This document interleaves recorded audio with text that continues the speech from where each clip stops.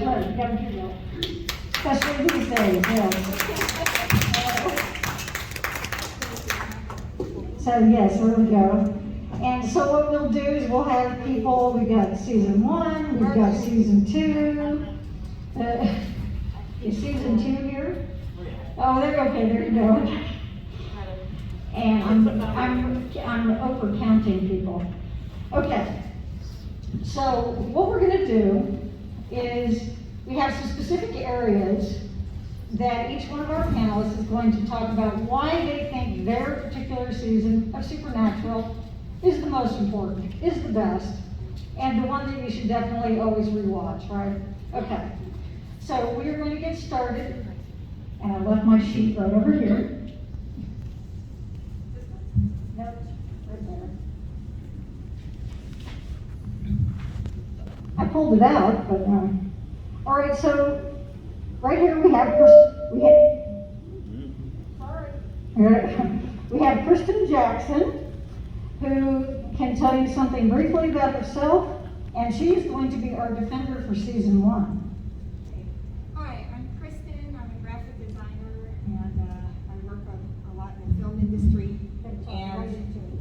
And I'm defending season 1 today. Yeah, okay, there you go. Next. Hey, I'm Marx Pyle. I'm a co-host of Shaw Entertainment podcast called Shaw Entertainment. I'm also a filmmaker, author of a new Order Fantasy series just came out, Kim Novella, City Monsters, love Supernatural, and defend season 2 of my life. Oh my God, now that's pretty serious. I knew you were a big fan, Marx, but that's, oh my gosh. Okay, and now Wrenn might think those are fighting words, but go ahead. They're fighting words. They're fighting words. Now, season 3 is going to be virtual. So I'm season 4. I am an editor. I'm becoming a writer for some reason. I said I'd write something, and it's happening now. That's how it works, from what I'm told. And I help run conventions on the East Coast. I'm a Supernatural fan. I did something silly about 4 years ago. Was silly about 4 years ago, and I married Keith DeCandido, who wrote the first, third, and fourth Supernatural tie-in novels. Well, I didn't know you guys were casting musicals. I mean, seriously. So this happens, you know. You rewatch Supernatural. It's normal. But for this match, she called me up and said, "Do you want to defend 4?" And I'm like, "Sure." Yeah. That's what I'm doing. Thank you. And our season 5 presenter, defender. Hi, my name is Hanako M. I am the creator and host of the Fandom Hybrid podcast, and I am going to defend season 5, the best. All right, so what's going to happen is that each one of the panelists is going to have a few minutes in which they will try to make the case for why their particular season is the best.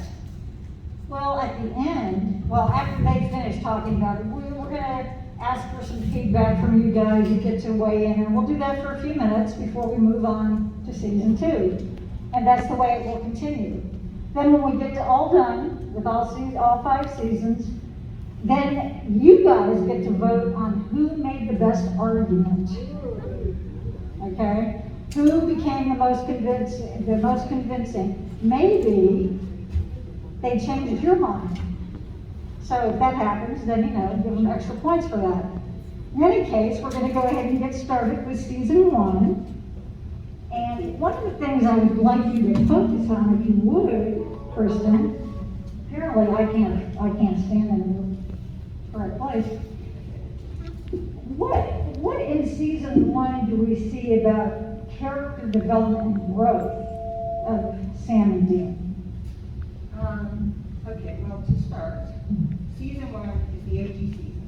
It started everything.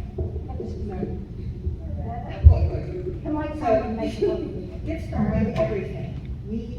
We were introduced to the show by an instruction that said it's best watched with the lights off. I mean, what other show does that, right? And it was dark, and it was gritty, and you could feel the ominous quality to the show just because it was shot on film and they needed the colors down. Later seasons were kind of bright and sunny. with season 1. Okay. It was and we got to meet these two guys who, by the way, look like babies.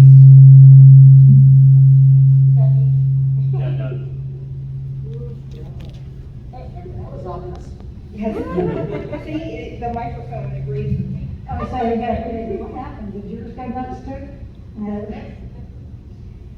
Okay, now what, So yeah, so Sam and Dean, we're introduced to them in a fight scene, which is kind of setting the tone for like their relationship for the entire rest of the 15 years.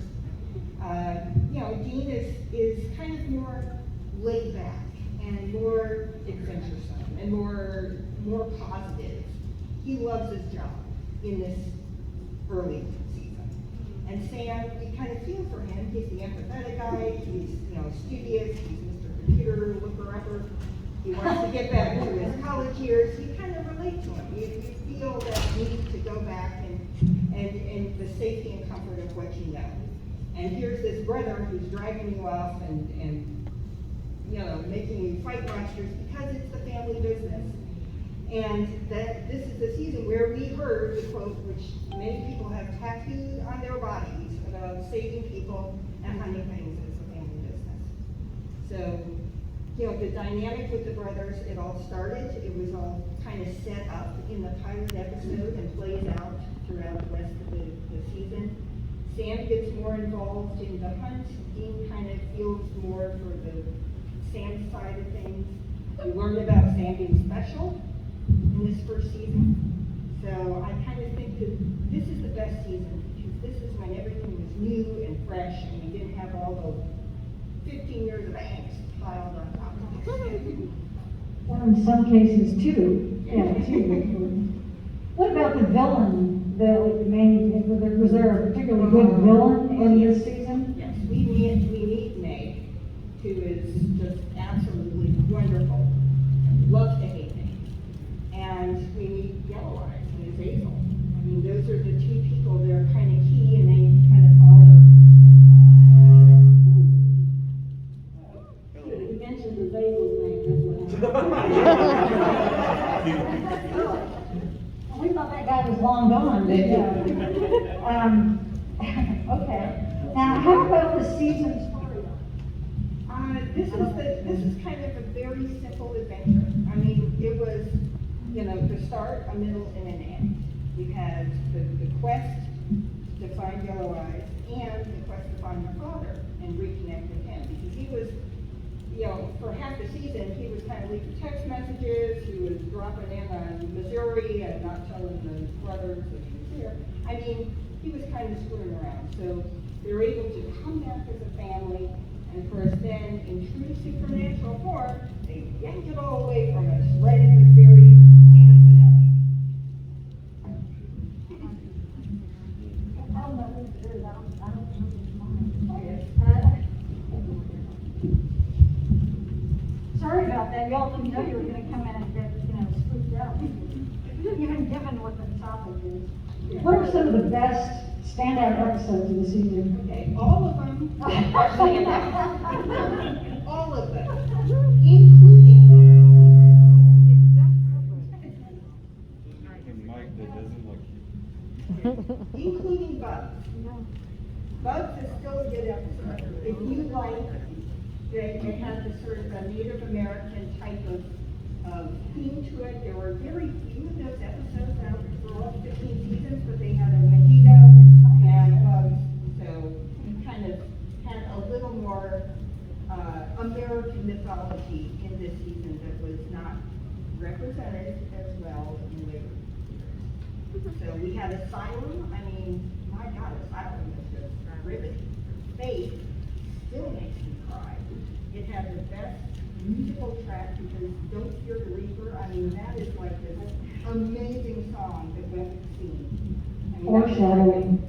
and Bloody Mary, they have Bloody Mary. You had the Benders, because, what is it, demons, I guess demons are crazy. So, I mean, it's like a whole season packed full of everybody's favorite episodes. If you had a top 5 episodes of all 15 seasons, I bet most of them would be from season 1, or at least a good majority of them. All right, comments from the audience. You guys have any bones to pick? I mean, metaphorically. Yes, I'm gonna walk over here so I can hear your question and repeat it. I love season 1, but you gotta account for racist trucks. Oh, okay, racist trucks is problematic, yeah. This is true. But Any- also trying to think of that is inclusion. They represented all sides in Supernatural. They were nonpartisan, equal, crappy monsters from all sides. Equal evil opportunity, yeah, okay. All right, any other comments about season 1? Yes.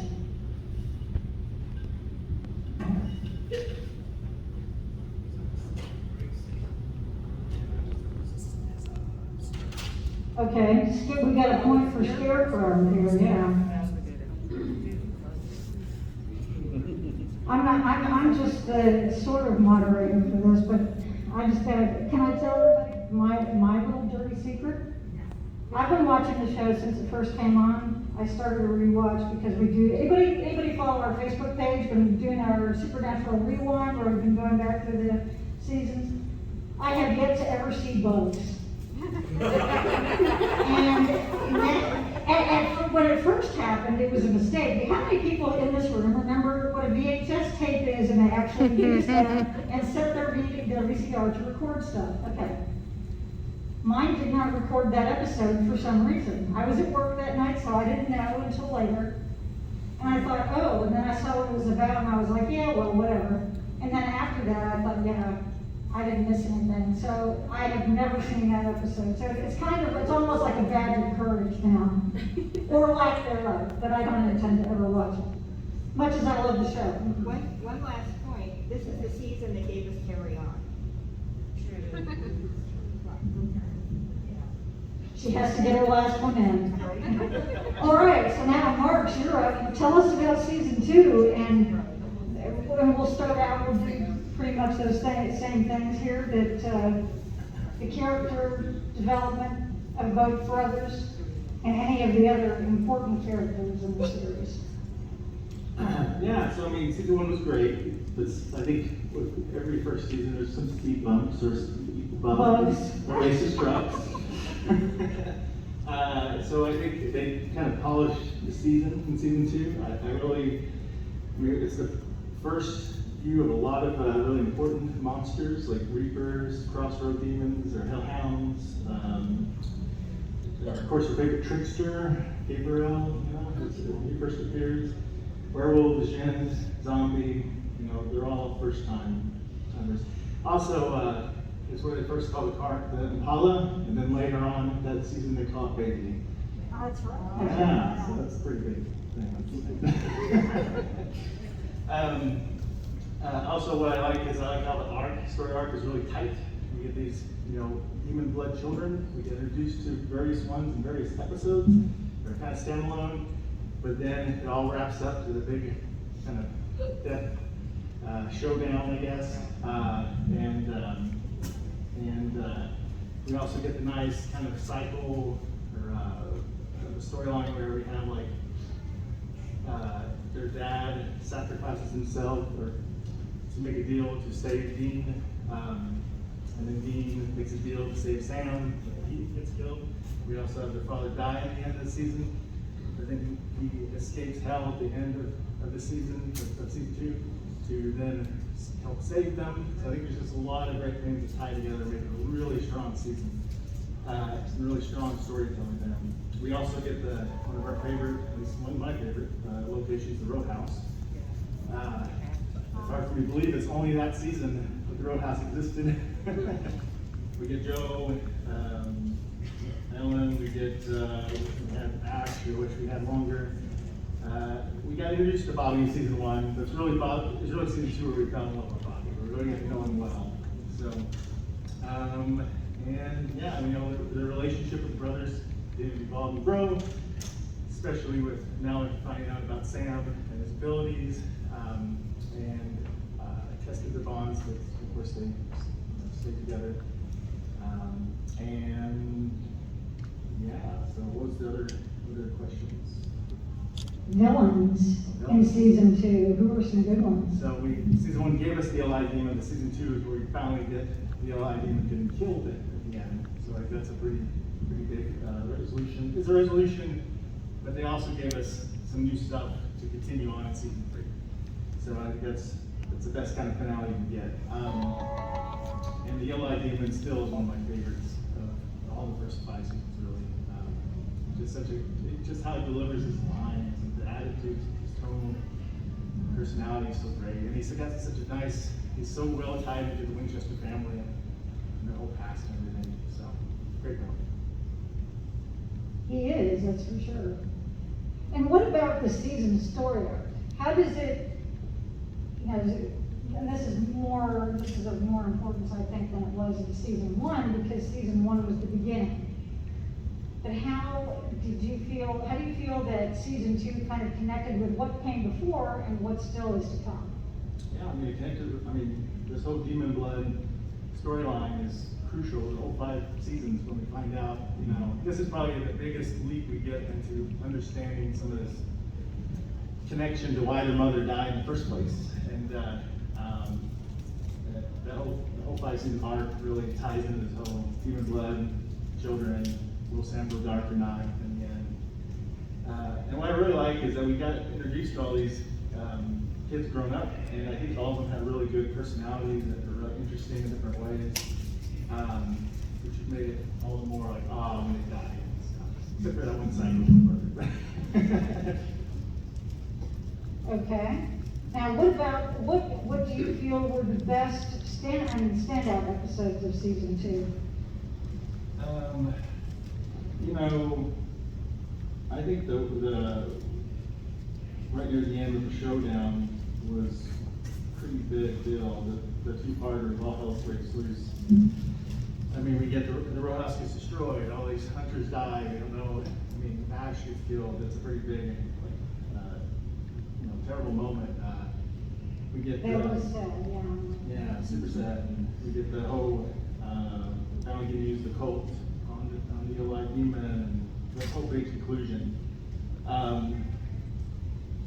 And I think what are some other ones? Of course, Tall Tales is fantastic. What I love about Tall Tales, besides introducing the trickster, I love any of those stories where they tell us like other perspectives, how the story happened. At least the really funny angles and stuff.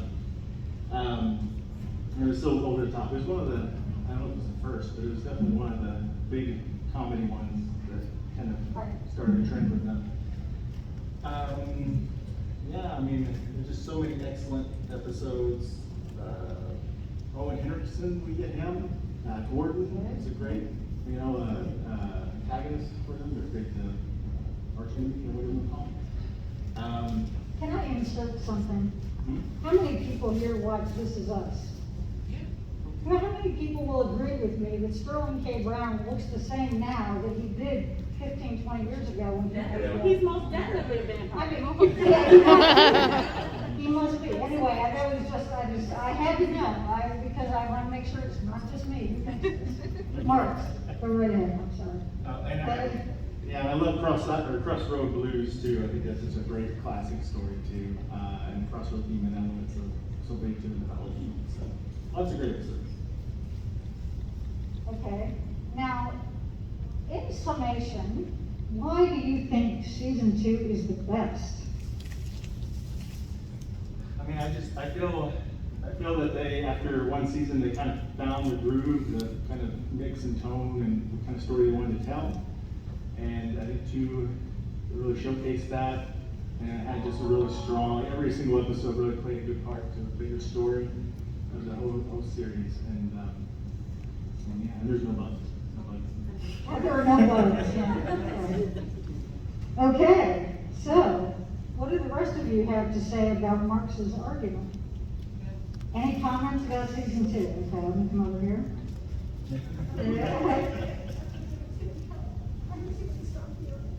She has too many strong feelings. Season 2 is my favorite season, so Okay. you already sold me on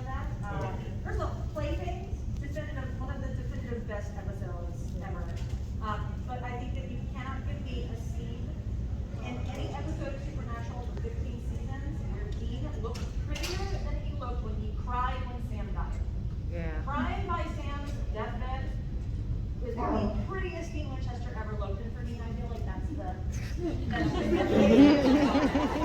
So are you saying that at this point, at that point in time, if the show had stopped, we're good? Yeah. Okay, there we go. So they just continued on for 13 more years with that. Still looking pretty.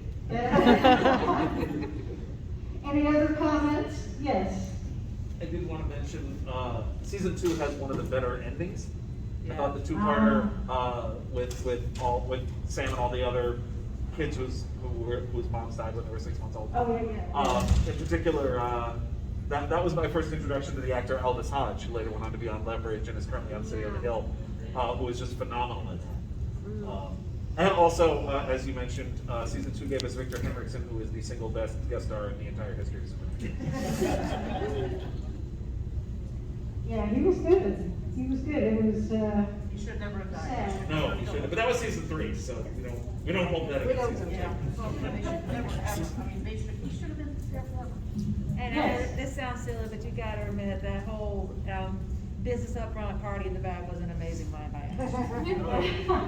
So it gave us that as well. And Ash in general, I think, was an amazing character. He was. I wish we could have got more ones. I know, he was amazing. Well, any other season 2 comments at this point in time?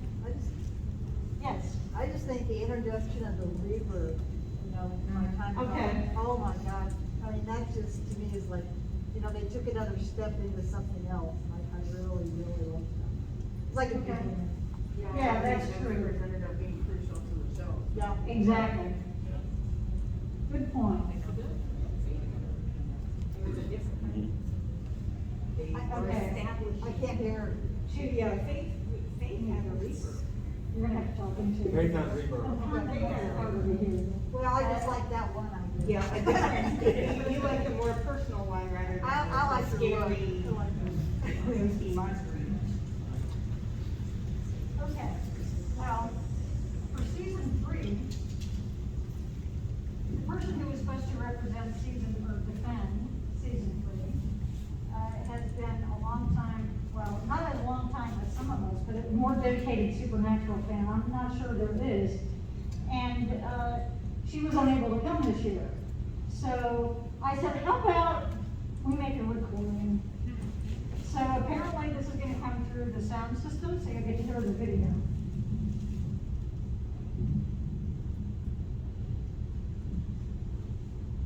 You can't hear it. Nope, it's not coming on. All right, then I will unplug this.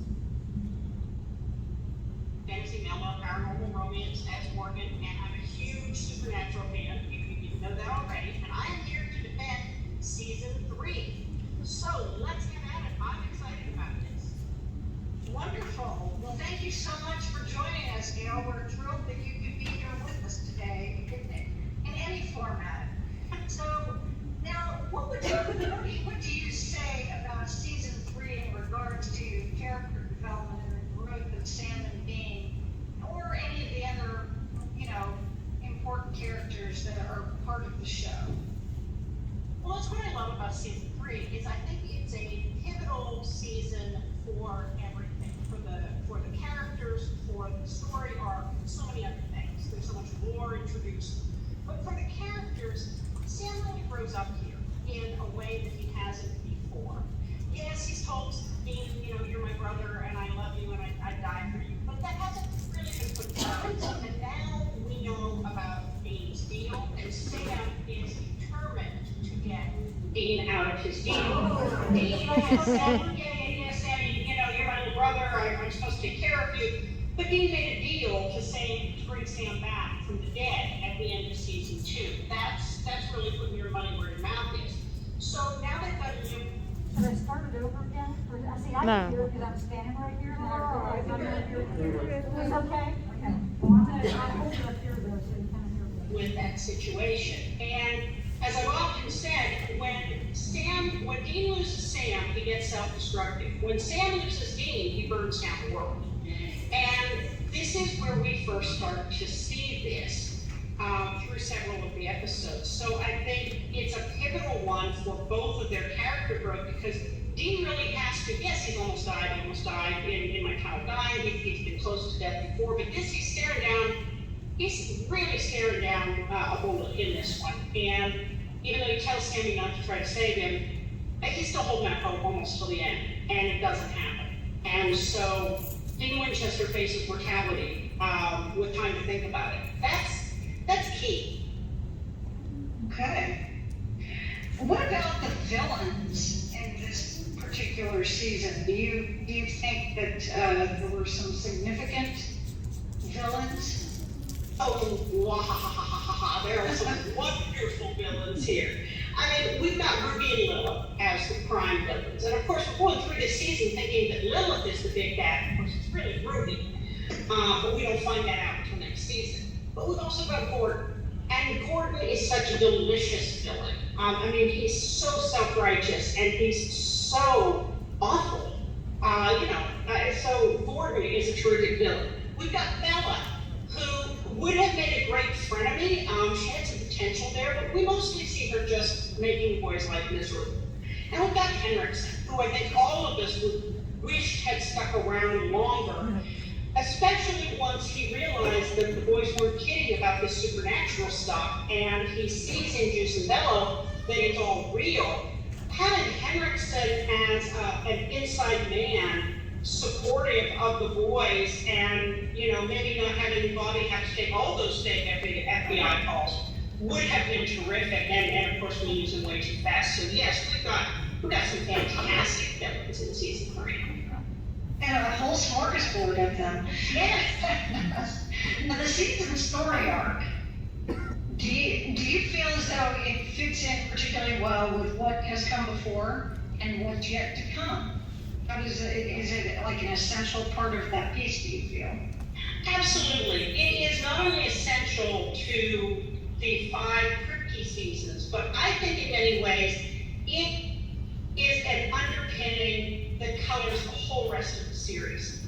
Because this is the season when Dean's deal comes due. So that's a natural outgrowth of All Hell Breaks Loose at the end of season 2. And it is, all right, you made the deal, you brought Sammy back. Did you really think about this? Now you've got a year to live. And Dean never appreciates fully until after he comes back from hell what it meant for Sam, for him to leave him. So the effects that Dean's deal has on Sam changed Sam irrevocably going forward. Dean's experience in hell before he's brought back at the beginning of season 4 with having been tortured, then becoming a torturer, feeling that he failed to live up to John Winchester's stoicism, the guilt over that made him a much more compliant pawn of the angels in seasons 4 and 5. And Dean doesn't really get rid of that guilt until maybe season 11 or 12. That becomes a permanent part of his personality. And we see just how far Sam is willing to go to get Dean, to keep Dean alive, or to get his vengeance for him in Mystery Spot. So yeah, I think it is absolutely a perfect continuum from seasons 2 to seasons 4, and I think it is a major pillar of the whole series. Okay. What about the standout episodes? What are some of the ones you feel that are the best in this particular season?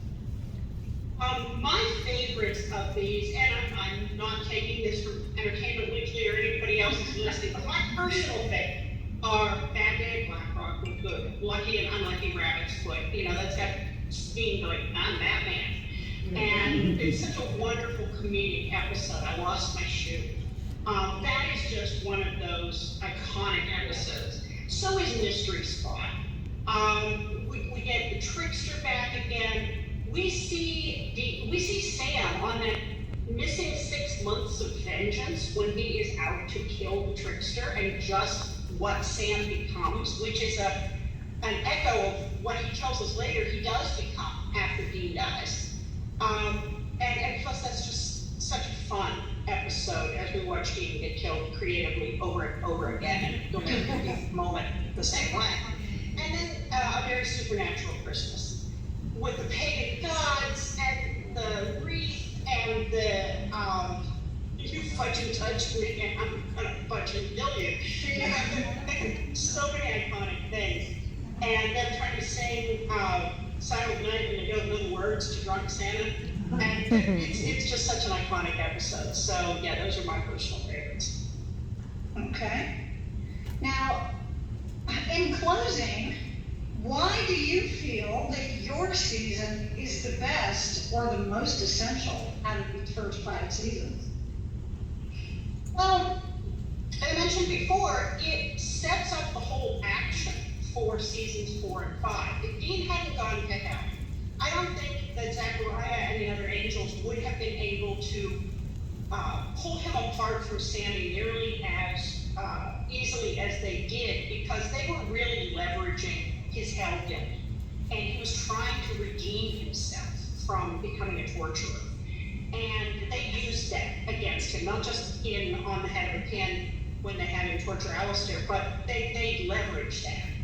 And Sam also is really dealing with what it means to be without Dean and who he is without Dean in a permanent way, not just I went to Stanford, but he's out there somewhere and I'm sure he's fine.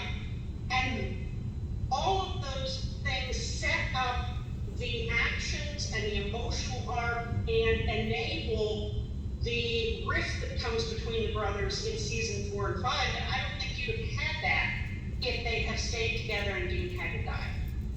So I think it's absolutely essential to the Kripke arc. Okay, wonderful. Well, Gail, thank you so much. And we will see what our audience thinks about all. Okay, now I have to get my phone, which I forgot over there. Thank you, ma'am. Because I'm going to get Gail on the phone to hear what your comments are and see if she has anything to say. So, what are some of your reactions? If my phone would work, I would get her on the phone.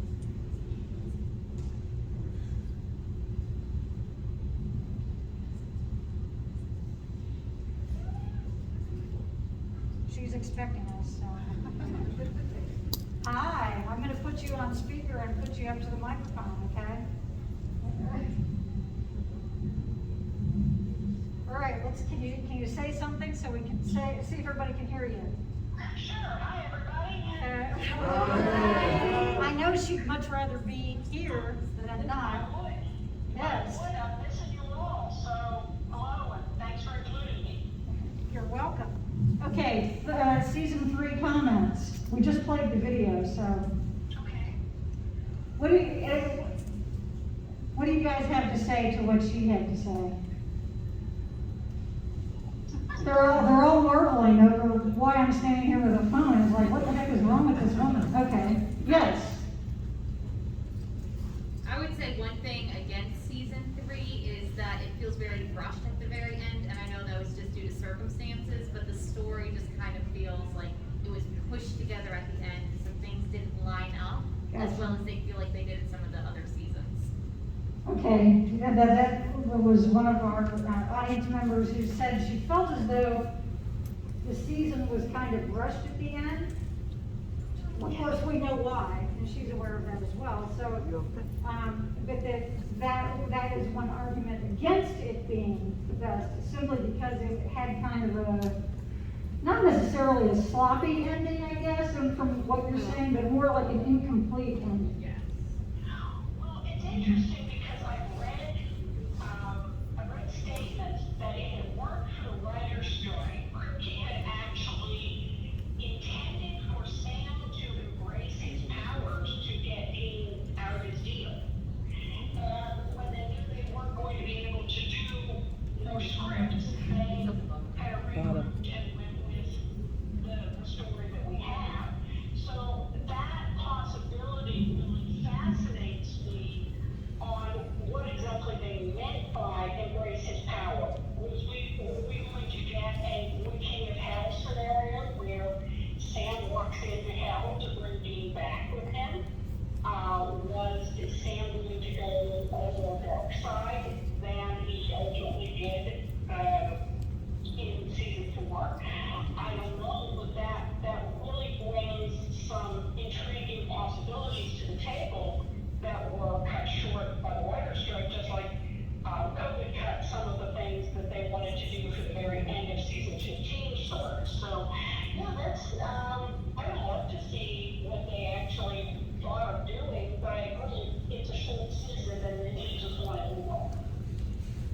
Okay, any other comments regarding season 3 and the argument that was made? Well, on this other device. Yes. So if the end of season 2 was the prettiest Dean crying scene, the end of season 3 is the prettiest Sam crying scene. Yes. And so if you're just in it for the thirst and to objectify the characters, then definitely that is your quenching well of water for your Sam thirst. I don't know. Nothing like a Winchester's crying, all right? Like to see them. So she is very much in favor of the crying Winchester. So. Did I hear that? Because I am all about that. and yes, the boys are at their best when they are weepy and ready to like sacrifice the world for each other. All right, well, Gail, thank you so much for joining us. We appreciate it. And thank you for having me. And let's have a wonderful Dragon Con. I wish you were with me.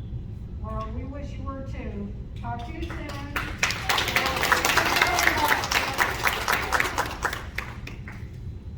Okay. Wrenn, season 4, yes. Well, what comes down with season 4, I noticed that whether you consider it one of the better seasons of Supernatural really comes down to whether or not you like the angel arc. If you like the bringing the angels into Supernatural, you love season 4. Season 4 starts right out the gate. The dysfunction is on point between the brothers. They're lying to each other out the gate, no hesitation whatsoever. They're both holding secrets, and they're not telling each other. That is how you start, and it doesn't slow down. Can you guys hear her okay? Or does she need to, okay. It starts at that point, and it doesn't slow down. It just goes. My favorite, you meet Castiel, you see that he's in charge. A number of the things you have in this whole season is you see the fall of Castiel. You don't realize it yet, but you see it. He's in charge, then he's not in charge, then he's called back. You watch his fall throughout the season. It's how it starts. It's how the start of his fall that happens, and they keep him.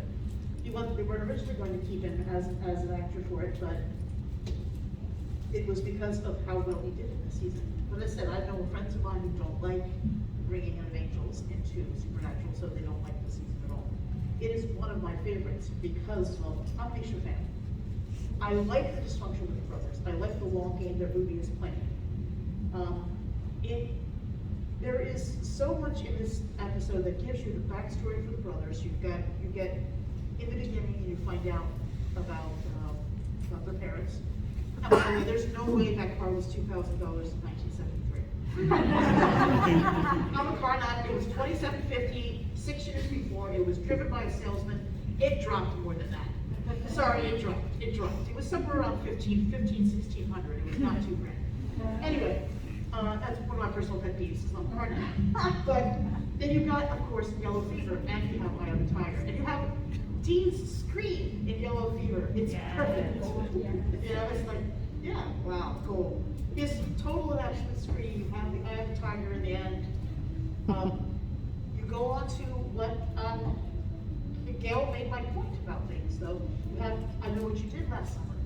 You find out that it wasn't just that he didn't think he held up, that he didn't think he held up to John's expectations. He failed them. Alistair tells him his father held out. He did not. He is the one who broke. He is the one who tortured in hell. They thought it was going to be John. It was Dean. So it wasn't just the expectation. He expected it. He found out. You've got sex and violence, where you have the replacement brother, where you have the big guy who tries to replace Sam, and they go for it, and his body saves them. You have On the Head of a Pin, where he falls for what the angel wants to do, is torture Alistair. You get introduced to Chuck and the monster at the end of the book, which is one of my personal favorites, because I married the guy who wrote the first Supernatural tie-in. When they did that, we freaked. It was like, oh my God, they're both 5'8", they both have curly hair, they both have beards, they both wear glasses, they both are musicians in real life. But Okay. We were able to tell them that, by the way, in Raleigh a few weeks ago. And there's Rapture where you find out about Jimmy, you find out about Castiel. It is my personal opinion that, I'm not certain, I've read some things that we're going to keep Anna instead of Castiel after the season, but you get told everything about Anna. You get to see everything about Jimmy. It made him a more immediate character, a more relatable character. And Castiel is a very good actor. Anna always seemed kind of, the angel Anna always seemed kind of there. And then the kiss of death, before she got her powers back, she slept with Dean, so. I bet we have somebody who has an opinion about that, but. Women they sleep with, there's a certain part of the fandom just doesn't like the women they sleep with. That's how it goes. And I like one of the girls that you with. And then you've got Ruby going throughout. Some people, like my husband, prefer the original Ruby. I like Jen because I like the way she plays the character. And the way she gloats when she wins at the end. When she gloats that she pulled it off. It is wonderful to see that again and again, how she gloats to Sam and how she won. And then they killed her. And then, So, and, okay, that's as far as I'm going. Now you've got questions. yes, well now you talked a lot about the growth of different characters, and you mentioned a few of the villains, but who do you think, aside from Ruby, is there another villain? Yeah. Or you were talking about Alistair and... Okay, yeah.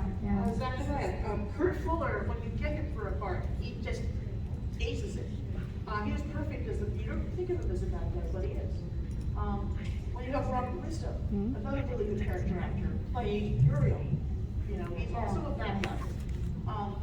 And then, of course, you only really remember Christopher Heyerdahl for Alice. But it was Mark Rolston started it, and then it was Edwin Wheeler, and then it was Christopher Heyerdahl playing Alice. And Mark Rolston and Christopher Heyerdahl were phenomenal. It had been pulling that character together, the vocal tics, the way he would rather be anywhere, rather be in hell, sticking things under your fingernails than be on Earth, trying to get Dean back. Those are the main villains. There really isn't one main villain throughout this. You've got a bunch of them all coming up towards you. Well, the show never lacked for villains, right? We saw plenty of those. These were all multiple episode villains too, so.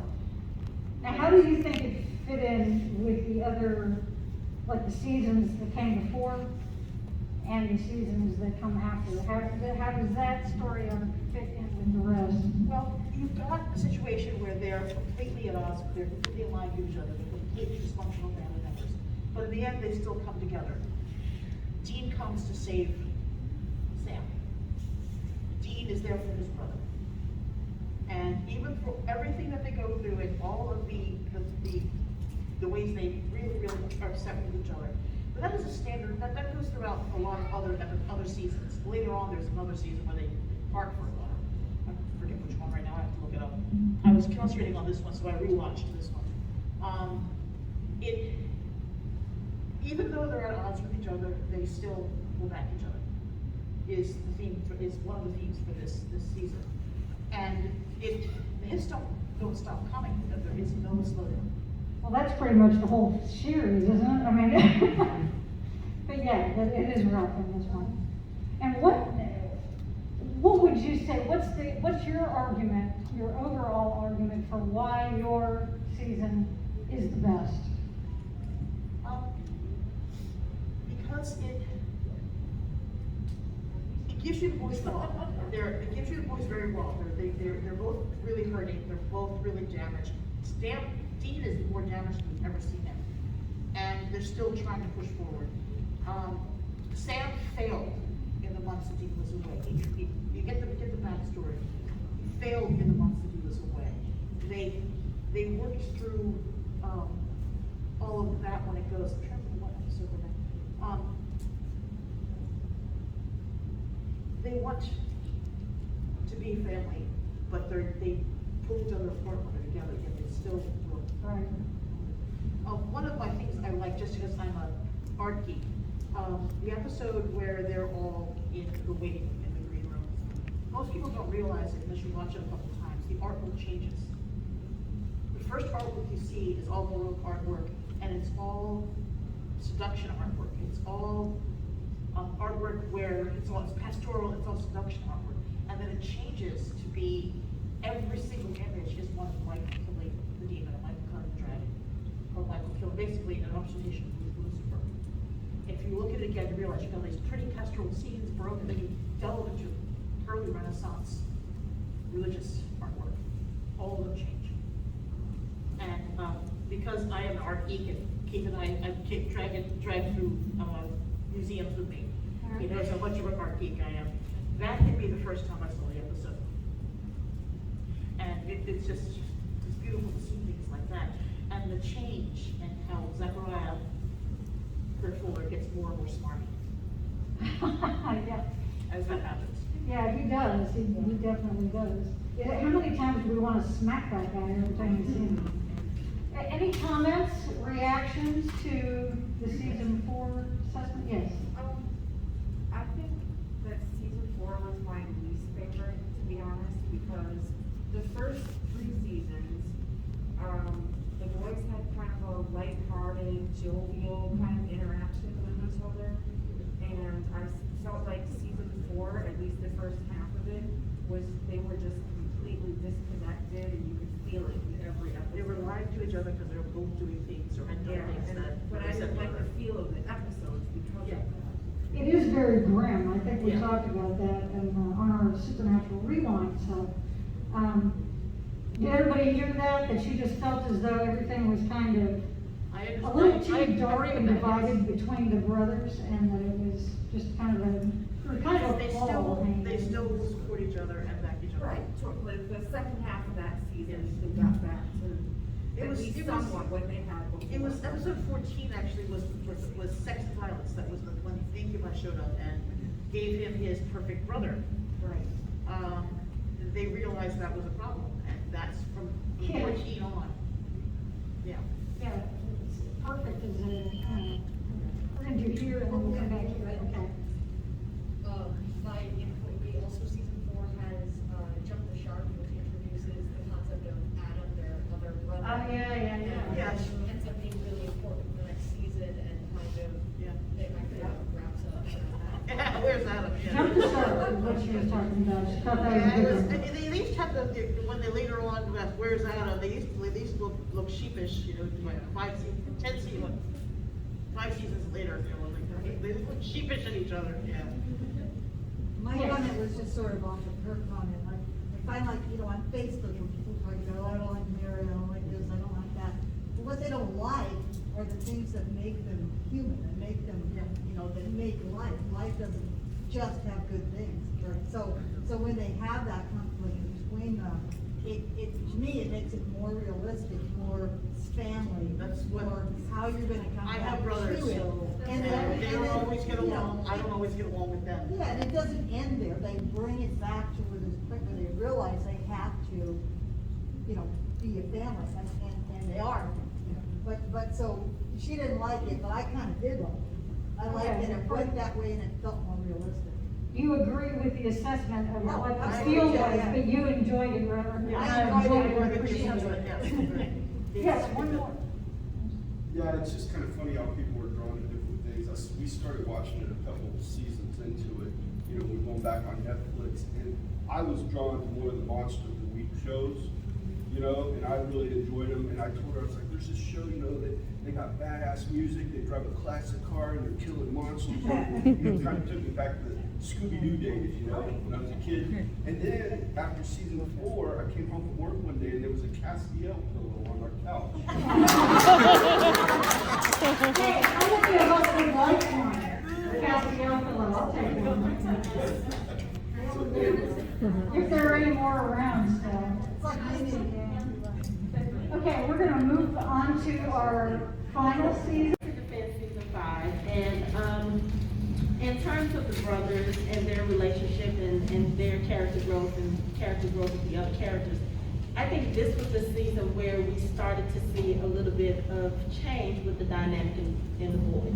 At the beginning of the season, the guys are kind of in a broken relationship right now. You're just coming off of Sam literally starting the apocalypse. You have him dealing with the repercussions of that, and also having to deal with Dean's distrust of him because, as Dean says, you chose a demon over your brother. You know, Sam was juicing out on the, you know, he was juicing with the demon blood.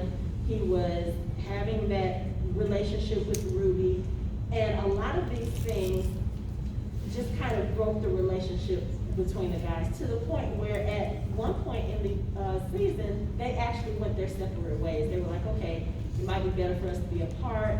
We're each other's weaknesses, which we all know isn't true, but that's literally where they had gotten to be at this point. So a lot of season 5 deals with that fallout, and then also how they kind of learn to work to forgive each other, and then get to the point where they can maybe not 100% trust each other, but there has to be a growth on both parts. And we see that in this season with both Dean and Sam. And it comes in different things. I think for Dean, the turning point for him was Zachariah sending him to the future to see what his future would be like if he didn't say yes to Michael and Sam, you know, accepted Lucifer. So you get to see what Dean turns out to be without his brother. He's this really hard-ass, distrustful person who is leading effectively, yes, but he's also leading deceitfully to his people. He's literally leading people who trust him as bait. You know, he's using them in ways that our Dean, the present Dean, wouldn't do. So he gets to see that as far as what he's like without Sam. Sam, on the other hand, I think, gets a lot of his growth when he gets to go back in time and meet his parents. This is the first time he's really had a chance to interact with Mary. And also, he gets to say things to John that he didn't get to say when John passed. He gets to have that closure. He gets to tell John, you know, I understand why you did the things that you did. I understand you did, you know, well, I understand that my dad, because he's talking to a younger version of his dad who doesn't know who he is. So he's basically saying, I understand why he did the things that he did. I understand that he raised us the best he could, and I wish I had the chance to tell him that I forgave him and I love him.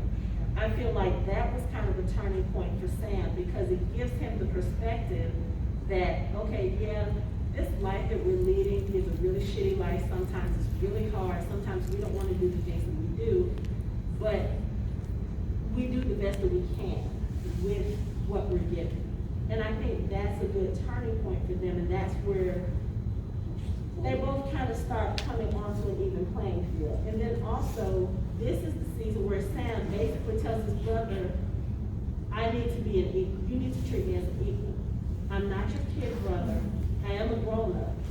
I deserve to be treated as such. And you see Dean kind of hovering there, but it's not until the end of the season, once Sam has made his decision that he is going to say yes to Lucifer in order to try to trap him, that he actually says to Sam, I've been treating you like a kid. It's time for me to treat you as an adult. That's some drive, yeah. Right, and then that's when you kind of see things turn with them.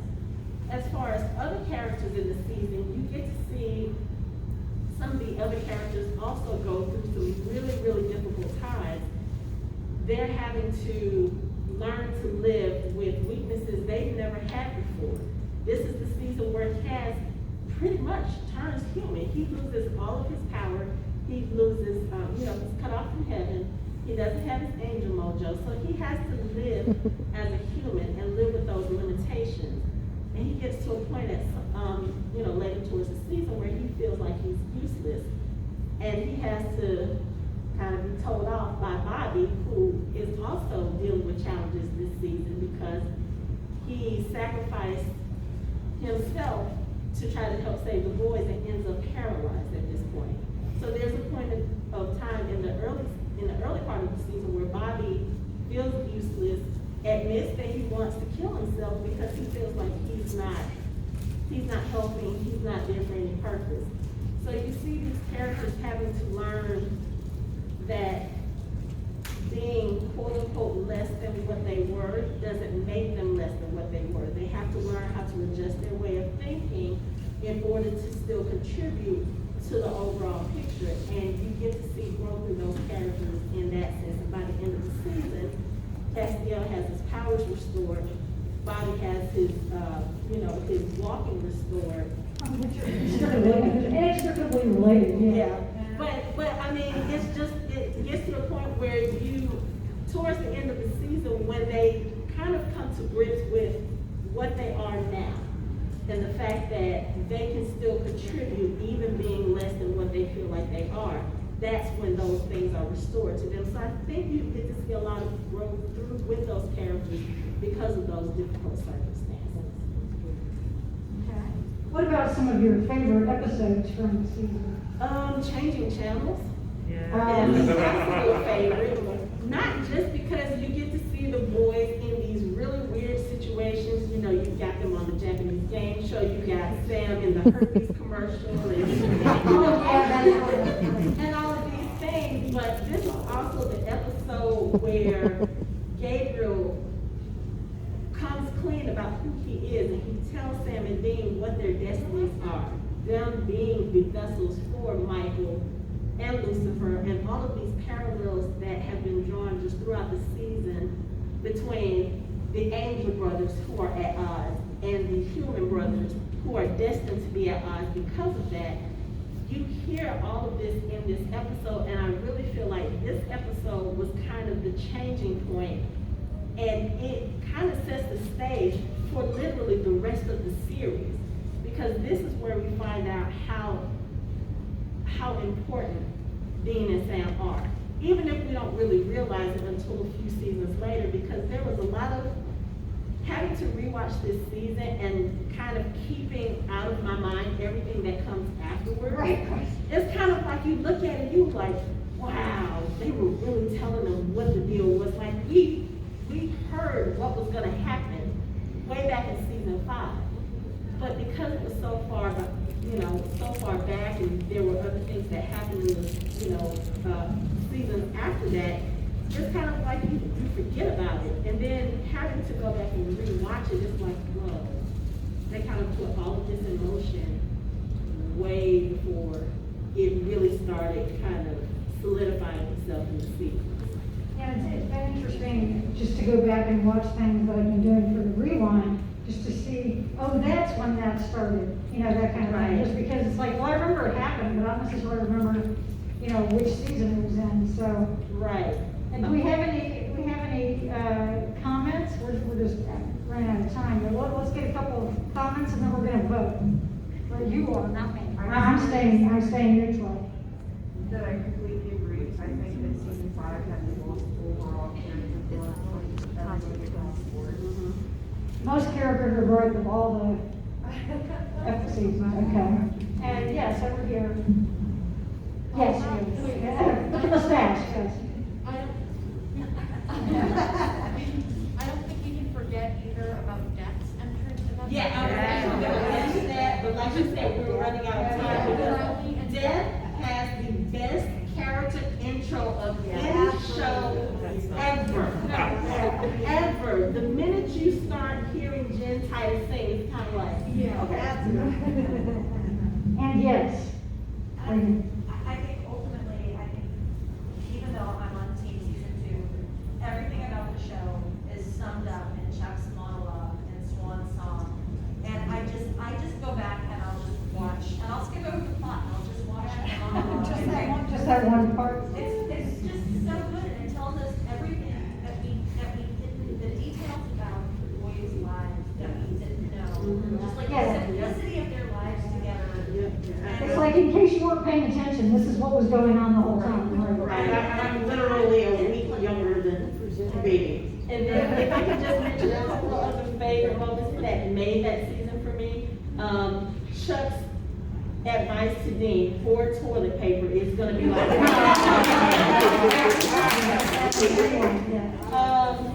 Dean's line in the 3rd episode. There are 2 things I know for certain. Bert and Ernie are gay, and you are not going to die a virgin. Say that to Castiel. And then also, we get to, again, season 5 was one of the seasons where we were told about what was going to happen in future seasons without knowing it. this is the season that we were introduced to the first half human, half demon child. I completely forgot about Jesse. Oh my God, me too, because he just Okay, so they were already showing us what we were gonna get later on with Jack.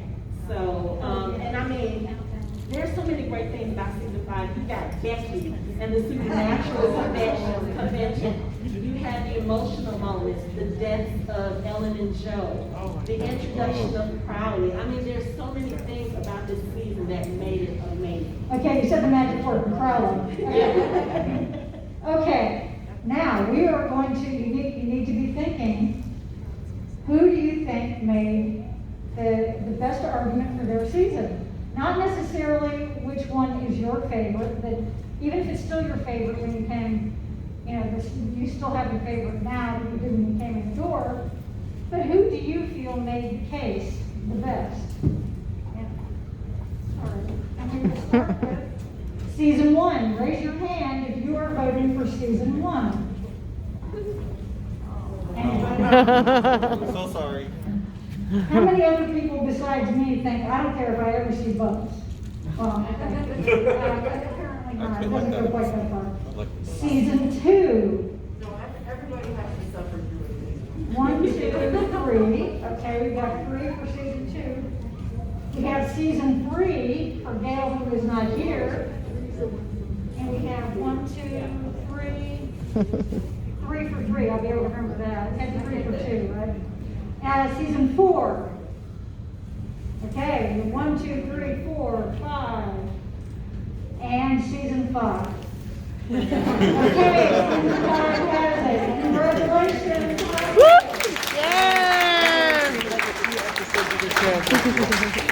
Well, thank you very much for taking part. We hope you guys had a good time.